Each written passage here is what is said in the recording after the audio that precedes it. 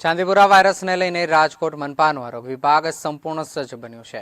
રાજકોટ શહેરમાં હાલ સુધી ચાંદીપુરા વાયરસનો એક પણ નવો કેસ નોંધાયો નથી। વર્ષ 2024-25 દરમિયાન શહેરમાં ચાંદીપુરાનો એક કેસ નોંધાયો હતો। સેન્ડ ફ્લાય માખીના કરડવાથી ચાંદીપુરા વાયરસ ફેલાવાની શક્યતા રહે છે। મનપાએ 2085 ઘરોમાં મેલેથિયોન પાવડરનો છંટકાવ કર્યો છે। કણકોટ અને ભગવતીપરા સહિતના વિસ્તારમાં તેમજ પશુપાલકોના ઘરોમાં પણ પ્રતિરોધક કામગીરી હાથ ધરવામાં આવી છે।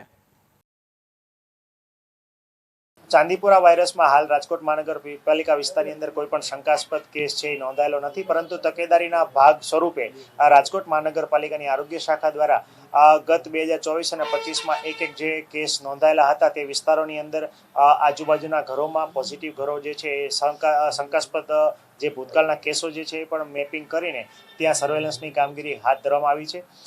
કુલ 2300 જેટલા જે છે કાચા 2185 જેટલા કાચા ઘરો જે છે આઈડેન્ટિફાઈ કરવામાં આવે છે, જેમાં માટી કે ગારના લીપણથી ઘર બનેલા હોય અને સાથે સાથે એમાં તિરાડો માલુમ પડેલો હોય। તો આ તમામ ઘરોમાં જે છે મેલેથિયન ડસ્ટિંગ પાવડર વડે ડસ્ટિંગની કામગીરી અમારા MPW દ્વારા કરવામાં આવી છે।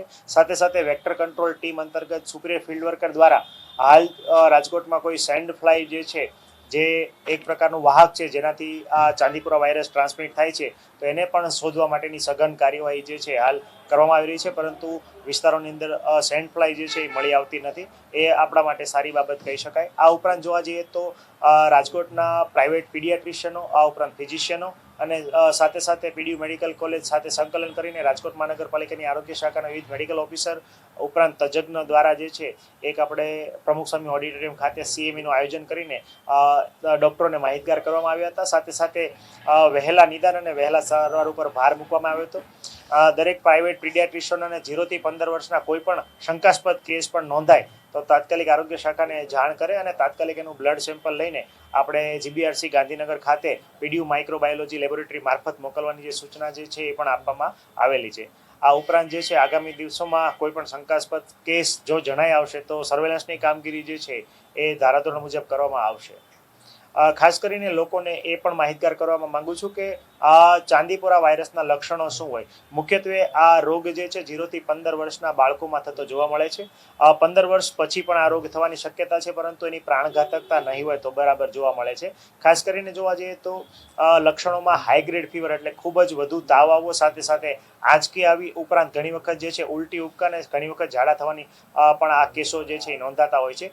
કોઈ પણ કારણ વગર તાત્કાલિક જે ફીવરની સ્પાઇક્સ જે છે ઘણી બધી વધતી હોય છે અને દવાથી કંટ્રોલમાં ઘણી વખત આવતી હોતી નથી। સાથે સાથે અલ્ટર્ડ સેન્સોરિયમ એટલે કે વ્યક્તિ અથવા બાળકના વર્તણૂક અને બેશુદ્ધપણામાં બાળક ઘણીવાર જતું રહેતું હોય છે, ઘણી વખત જે છે બાળક કોમામાં પણ જતું રહેતું હોય છે। અને આવા લક્ષણો જે છે તાત્કાલિક જણાય તો કોઈ પણ પ્રાઇવેટ પીડિયાટ્રિશિયન કે સરકારી પીડીયુ મેડિકલ કોલેજ ખાતેના પીડિયાટ્રિશિયનનો સંપર્ક કરવો ખૂબ જ હિતાવહ છે, જેથી આપણે આની પ્રાણઘાતકતા નિવારી શકીએ।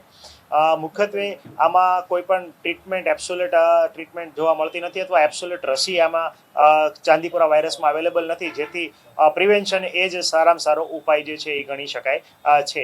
આવા કોઈ પણ લક્ષણો જણાય તો તાત્કાલિક નજીકના પીડિયાટ્રિશિયન કે બાળકોના બાળરોગ તજજ્ઞનો સંપર્ક કરવો જોઈએ।